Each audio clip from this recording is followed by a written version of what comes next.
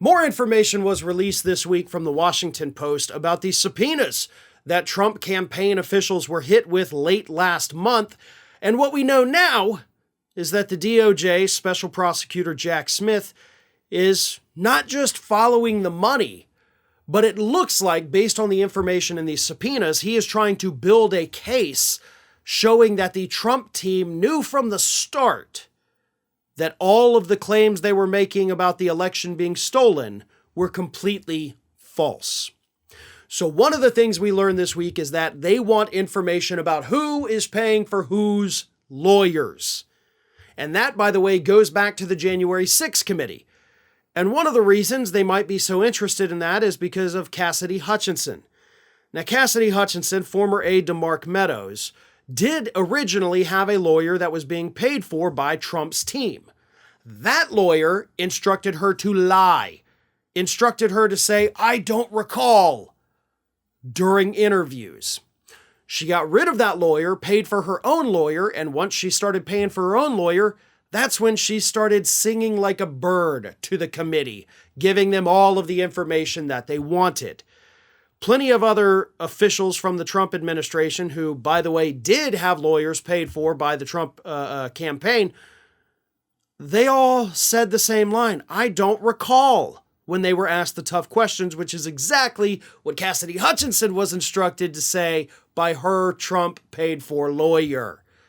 So, part of this could be that the DOJ Special Prosecutor Jack Smith is looking at possible witness tampering, is looking at possible obstruction.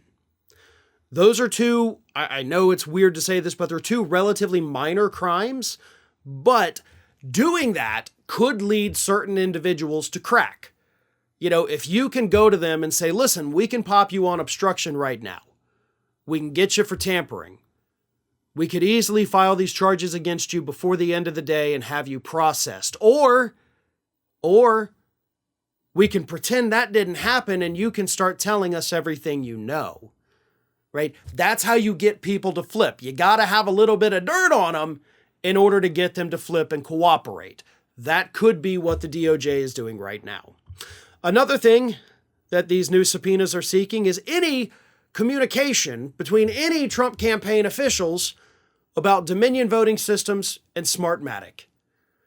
What experts believe they're looking for there is to see if in any internal communications, any Trump officials raised concerns that the things that are being said about these two companies were totally bogus. If they can show that they all knew these claims were bogus, they have an easier chance of proving fraud against the United States. So, could be looking at witness tampering, could be looking at obstruction, could be looking at fraud against the United States. I think it's actually all three and then some at this point. But definitely following the money is going to yield something for them. And of course, getting these internal communications that have now been subpoenaed, that is definitely going to help the case for fraud against the United States.